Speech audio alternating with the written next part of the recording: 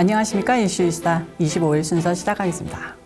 자, 뉴햄프셔 프라이머리 역시 트통령이 승리했습니다. 실제 득표율은 트통령이 약 15% 정도 앞선 것으로 확인됐는데요. 이게 압승인 것이 뉴햄프셔 프라이머리가 어떻게 진행됐습니까?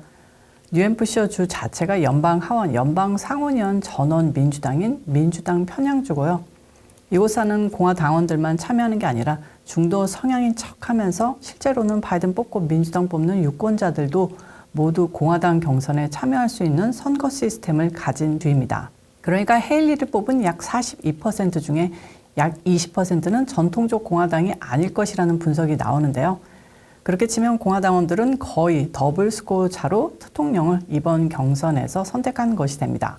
그래서 모든 언론이 이번 뉴햄프셔 프라이머리를 트통령의 압승이라 표현하고 트럼프 대세론이 현실화됐으며 공화당 경선은 트럼프 승리로 일찌감치 점쳐진다고 좌파 언론들조차 결론 짓는 겁니다.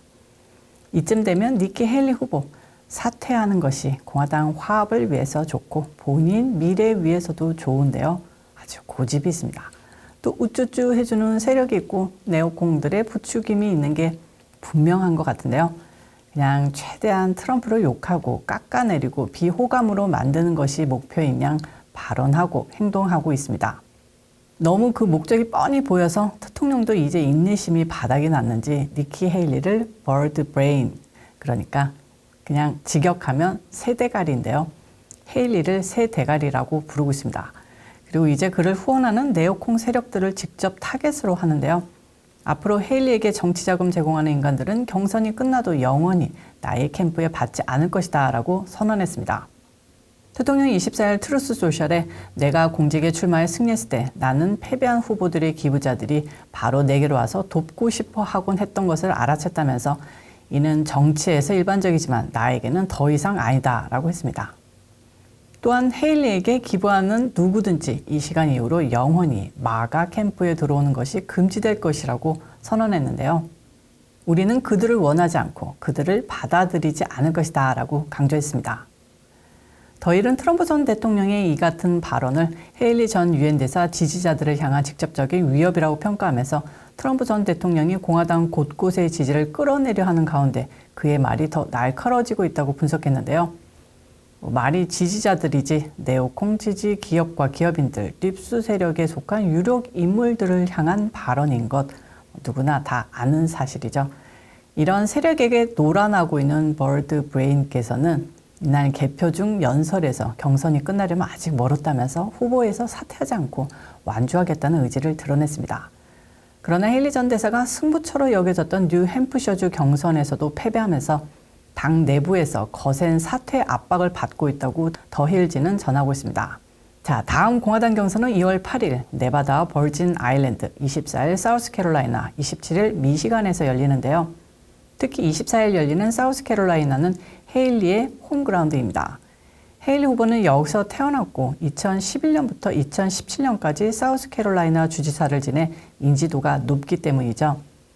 그럼 이곳 판세는 어떨까요? 여기서도 당연히 트통령이 압승세입니다.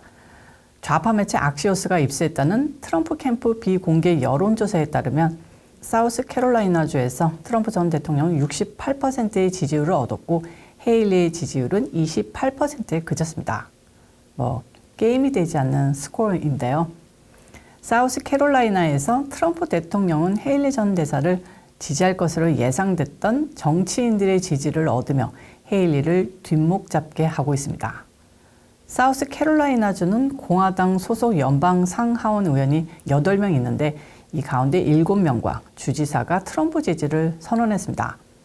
부통령 후보군에 속한 흑인 상원의원 팀 스캇이 바로 사우스캐롤라이나 출신입니다. 여기 더해 연방 하원의원인 낸시 메이스와 제프 덩컨도 최근 트럼프 전 대통령 지지를 선언했습니다. 사우스캐롤라이나주 연방 하원의원 중 유일하게 랠프 노먼 의원만 헤일리 지지하고 있는데 이 사람도 어떻게 될지 모르죠. 자고로 정치인들 대세를 따르는 것 무척 좋아합니다. 자, 사우스캐롤라이나주 경선이 뉴햄프셔처럼 모든 유권자가 자기가 원하는 정당의 경선에 참여할 수 있는 오픈 프라이머리 방식으로 진행되는 건데요. 이는 등록된 당원만 참여하는 코커스보다 헤일리 전 대사에게 유리하다고 평가됐으나 전망은 어두워 보입니다. 사우스캐롤라이나가 전통적인 공화당주인 것이 함정이죠. 어차피 민주당 편향된 중도층이 공화당 경선에 슬쩍 참여할 가능성이 적다는 겁니다. 이런 가운데 뉴햄프셔 경선 이후 공화당 지도부를 비롯해 트럼프 전 대통령 지지 의원 사이에서는 당이 최대한 빨리 단일 대우로 뭉쳐야 한다며 헤일리 전 대사의 사퇴를 종용하는 발언이 이어지고 있다고 워싱턴 포스트도 보도했습니다. 로나 맥데니얼 공화당 전국위원회 의장은 뉴햄프셔 경선 직후 팍스뉴스와의 인터뷰에서 헤일리 전 대사가 경선에서 이길 수 있는 방법과 길이 보이지 않는다. 그러면서 그의 사퇴를 압박했습니다. 맥데니얼 의장은 헤일리 전 대사의 사퇴를 직접적으로 언급하지는 않았지만 유권자들이 우리에게 분명한 메시지를 보내고 있다. 이는 우리가 최종 대선 후보를 중심으로 단합해야 하며 이는 도널드 트럼프가 될 것이라는 것이 사실상 트럼프 전 대통령의 경선 승리를 내다봤습니다. 특히 헤일리가 중도 성향의 유권자가 많아 상대적으로 유리하다고 여겨졌던 뉴햄프셔에서 많은 선거 자원을 쏟아붓고도 패배했다는 점을 지적하면서 그가 여기서도 2위를 했다면 더 길이 보이지 않는다고 말했습니다. 아주 탁월한 의견이죠.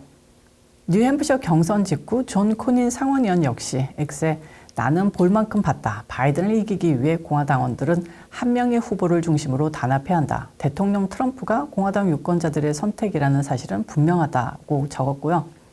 제이디 벤스 상원의원은 지금 시점에서 헤일리가 할 수 있는 것은 사퇴하거나 민주당을 돕는 것이라고 발언했습니다. 또 데피셔 상원의원도 이날 처음으로 트럼프 지지 의사를 밝히면서 공화당이 뭉쳐야 할 때라고 적었습니다. 이 밖에도 사우스캐롤라이나주 출신 린지 그레이엄 상원의원과 에릭 슈미트, 댄 비숍, 해리엇 헤이그먼 의원 등도 일제히 X의 경선은 끝났다며 트럼프 전 대통령을 공화당 대선 후보로 확정지어야 한다고 목소리를 높였습니다. 이에 덧붙여 뉴햄프셔 경선 직후 대통령은 미국 전역에서 의원과 주지사 등 정치인 약 30명의 지지를 추가로 받았습니다. 자, 감히 제가 예언을 하나 더 해보면요. 자신의 고향 사우스캐롤라이나에서 압도적인 패배를 당하면 니키 헤일리 후보도 결국 사퇴할 겁니다. 그리고 바이든이든 마이클이든 누가 나오든 민주당 후보와 대통령이 맞붙게 될 건데요. 진짜 승부는 이제 시작된 겁니다. 자, 그날을 위해서 칼날을 갈면서 구독자 여러분 함께 마가 합시다. 자, 오늘도 여러분들 시청해 주셔서 감사하고요. 저는 다음 영상에서 찾아오도록 하겠습니다. 마가